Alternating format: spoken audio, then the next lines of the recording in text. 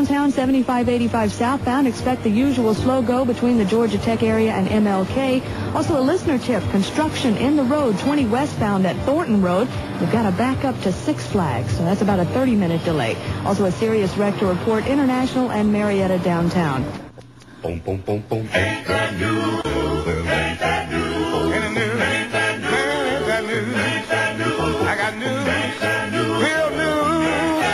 I got news. Man, I got news. Let me tell you, my baby's coming home tomorrow.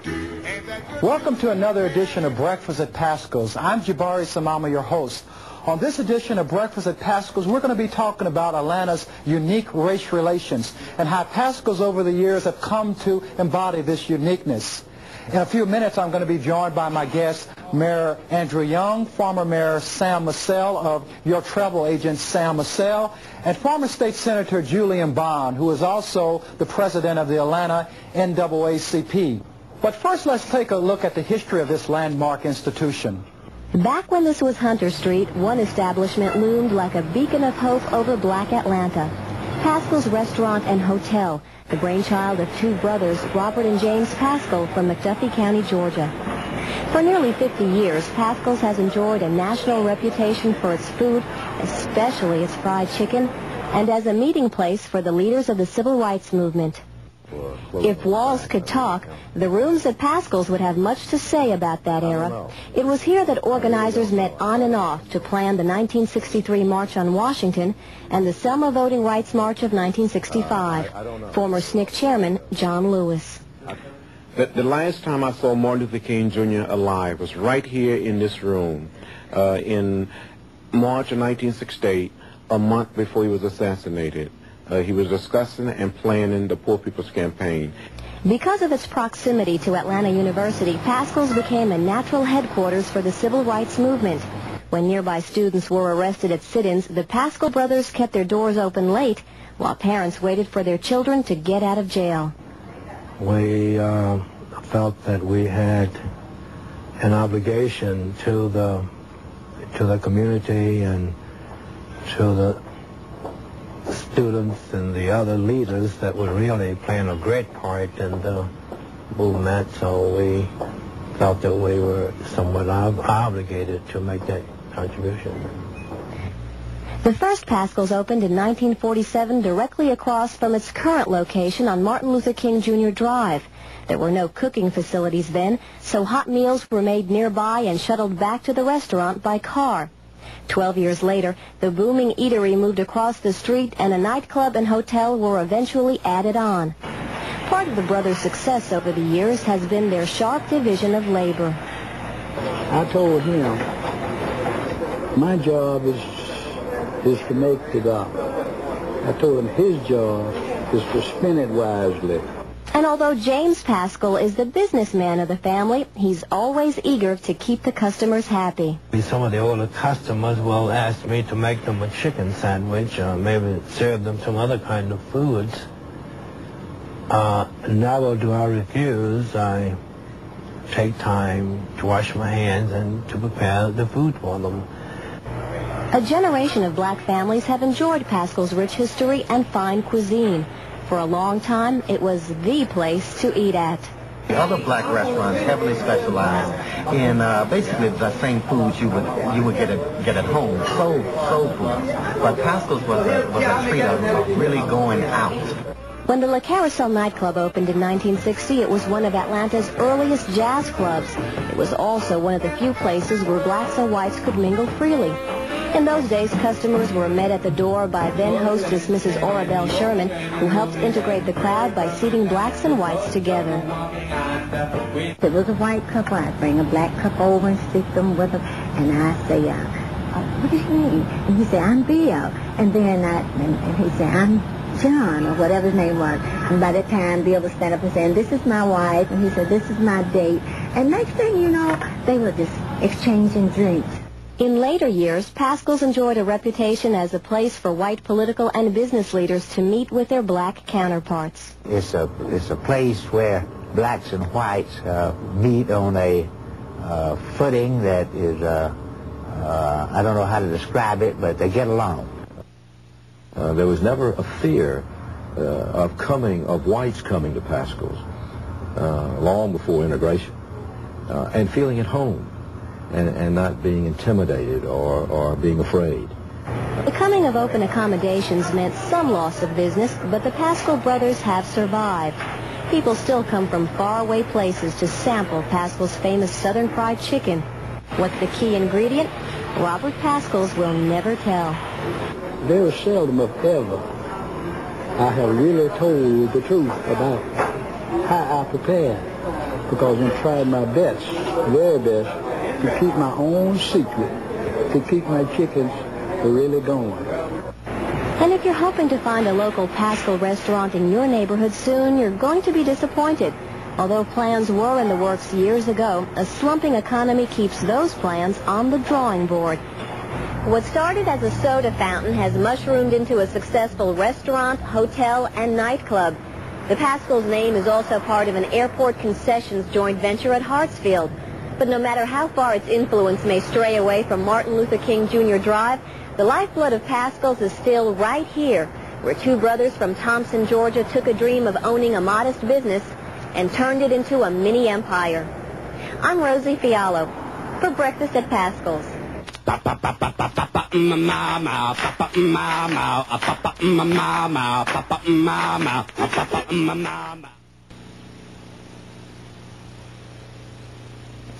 Breakfast in Paschal's Coffee House has become habit-forming to many of those who come there on a regular basis to talk, to argue, to debate the news of the day. I talked to some of the regulars about what it is about the coffee house that makes them come back again and again and again. It's a place to be. It's a place to meet people. I always came here for coffee and then went to work. So is there a breakfast, kind of unofficial breakfast club group that meets there? Well, there are a lot of us who don't feel that our day has started out right unless we have come by here for breakfast or at least coffee. It has historical significance. It's been the focus of black elected officials and black people who have had a great interest in the community of Atlanta. You know, back when I was in high school at Booker T. Washington, just down the street, moving through my days at Morehouse, you know, during the Civil Rights days, I mean, this was the place where even the students would come and strategize what they were doing, you know, in the non-violent, you know, political movements. I guess it's an unofficial black caucus, a metropolitan black caucus that meets here without any organization, without any premeditated, preconceived notions. They just meet here to exchange ideas, to fellowship, and some important decisions are made here, just as in the white community, they're made on the golf course. I think in the black community, they made it Paschal. Whenever a person is seeking any kind of public office, he or she would not omit Paschals from their itinerary. My father, when I was a little girl, used to talk about he had to come to Paschals every morning for breakfast. And it's ironic that some years later, his daughter is doing the same thing and using the same techniques. I remember very vividly during the student movement when we were arrested several times. This always was the meeting place for strategy as well as for a reunion after we got out of jail. At death, we also we have a unique flower, floral. We send to the parishioners, to the person who's bereaved, and that is that we send a flower in the shape of a coffee cup and a saucer. It's the only organization in Atlanta. When you ever see one, you know it comes from Paschal's Coffee Club. We can come and kind of freely exchange and talk about a lot of issues and make a lot of predictions that don't necessarily have to come true. Well, it's really not the unofficial coffee club. It's the John Cox Coffee Club. And then we come here to meet John Cox to get our orders for the day. And once he gives us our orders, we proceed on. We are losing our identity. You can't lose it in Atlanta as long as Paschal is here.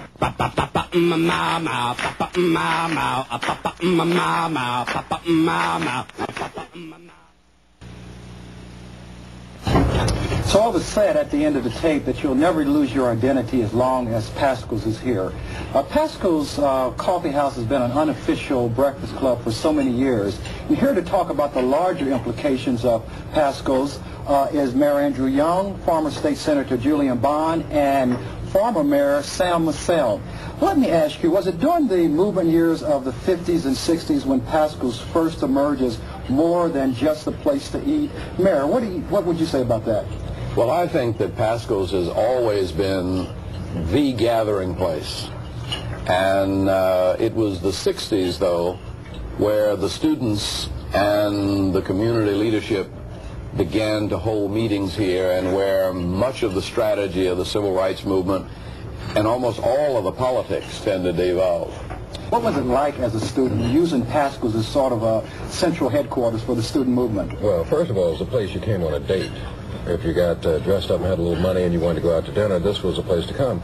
But it's also a place where you came to plot and to plan what you were going to do, what direction the movement was going to take. And I can remember after being arrested for the first time with a group of students at City Hall cafeteria, coming to this room and having a celebratory dinner courtesy of the Paschal brothers. So it was a place to meet and to eat and to plot and to plan, and a place to celebrate too. Sam, one of the things we found out was that when the Carousel first opened, I believe in 1960, that I understand its clientele was more than 60% white. What is it about Paschal's that made it something for all of Atlanta? Well, I think one of the points we tend to overlook back in the dark ages is that whites were not welcome in the black community for different reasons, any more than blacks were in the white community. But Paschal's was different, and the whites felt comfortable because of the attitude of the blacks toward whites, that they could come to the jazz, which was the best in town, in the Carousel, and come here where they had damn good food. It was probably the only jazz in town at that time.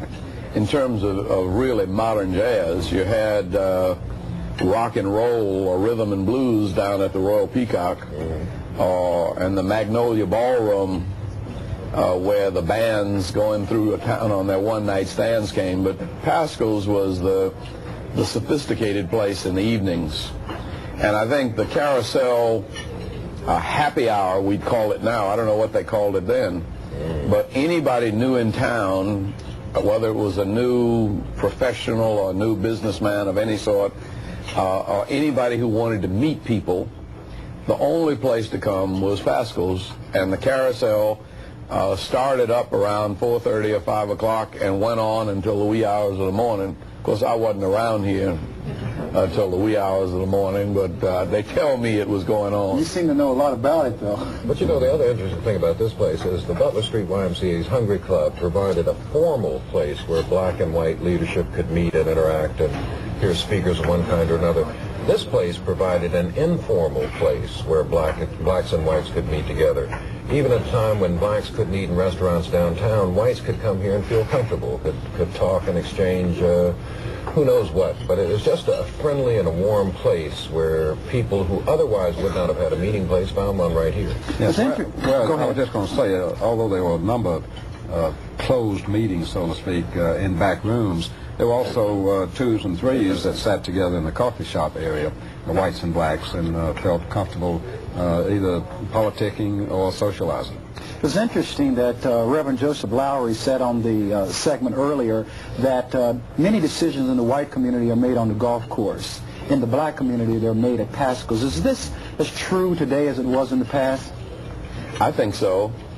Every Monday morning, the concerned clergy of the city probably is the most active citywide community group that meets here just to discuss the needs of the city, particularly the poor. But almost every morning between about 7:30 and 8:30, people run through here to find out what's happening, what's really happening. And what's really happening isn't necessarily what the newspapers say is happening. And there's always a black perspective on the news. And Paschal's, I think, was a place where people felt obligated to come to get informed as to what was really going on. When I was in the legislature, I habitually came by here at least 3 or 4 mornings a week. You almost had to come here to find out what the slant was on the day's headlines. You'd read, Maynard Jackson does this, and the people who met up in the front there, what we used to call the Paschals precinct, they would interpret that for us. Q.B. Williamson would tell us what it really meant. So you didn't feel your day had started out well unless you had come through here and got not only something to eat, a cup of coffee and some eggs and some grits, but also some slant on the day's activities or on what had transpired on yesterday. You had to come here to get that. Unfortunately, there's not really a white parallel to this.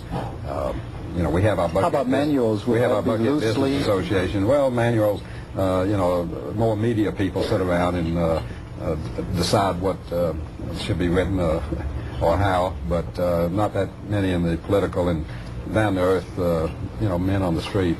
Well, the politics of Paschals, I think, is, I mean, I met Jimmy Carter for the first time here campaigning. And when I was running for Congress, I came by here to find out what I was doing right or wrong. We'd usually go out to the bus stops at 6 in the morning. We got through about 8:30, and we came by Paschals to get an evaluation. How's the campaign going? And we watched the returns here upstairs on television, as I recall. That's right. That's interesting. Dr. Major Jones said Paschals is a place that sort of authenticates you if you're running for elected office, and all of us have run for elected office at one time. We've got to break for a minute, but we'll be right back right after this. Boom, boom, boom, boom. Ain't that new? Ain't that new? Ain't that new? Ain't that new? Ain't that new? Ain't that new? I got news, real news. I got news. We're back on Breakfast at Paschals with my guest, Mayor Andrew Young, former State Senator Julian Bond, and Sam Massell of your travel agent, Sam Massell. Let's get back into the discussion that we were into right before the break regarding Paschals as a paradigm of race relations in Atlanta. I think race relations in Atlanta are unique, unlike any other city in the United States. To what extent do you agree with that, and how has Paschals over the years come to embody this race relations? You've got to remember that Paschals is surrounded by 6 outstanding black institutions of higher education. And Paschals was the place where the white intelligentsia came to meet the black intelligentsia. So it was the highest level. People from Georgia Tech and Emory who had PhDs came to meet with people from Atlanta University and Morehouse Spelman who had PhDs. And so it was where people, it was a common ground. And I think that's one of the, if our race relations are different, I think it's the educational level of the community along with the stability of the community. Another point I think that needs to be made that the blacks can take credit for is that this was a headquarters for so many black organizations. Martin Luther King's headquarters were here, SNCC's headquarters were here. That the whites didn't feel they were dealing with outsiders, you know. So is this sort of the non-violent movement capital of the United States? There's no question about it, in my opinion. Everything that's happened in the, I mean, the W.E.B. Du Bois Booker Washington debates were not in Paschals, but they were in this neighborhood. Say, Julian's father was teaching here. Whitney Young was at the Atlanta University School of Social Work before going to the Urban League. Walter White of the NAACP was from Atlanta. W.E.B. Du Bois taught at Atlanta University for years. So almost anything that's happened in America is influenced by blacks. Had some involvement in Atlanta. Another point we don't want to overlook is that we were fortunate, for whatever reason, in having some really outstanding white leadership in the daily newspapers at that time with Ralph McGill and Gene Patterson and people who were really ahead of their time and understood the problems we were facing and the needs of the black community a lot better than the average white man. But Sam, your family is another example of that. I think the Massell Dental Clinic, which is your father or my uncle, I mean, they were giving free dental services to poor people, including black people, years ago. You have in Atlanta, well, I always say is probably best symbolized in that there are 3 generations of Martin Luther Kings, but there are also 3 generations of Ivan Allens. And they have known each other and respected each other's families for years before the Civil Rights Movement. My father was the one that introduced me to A.T. Walden and got me involved in politics, and he and I, Colonel Walden, who was a very prominent black lawyer here, served together on the Atlanta City Executive Committee, one of my earlier elected jobs.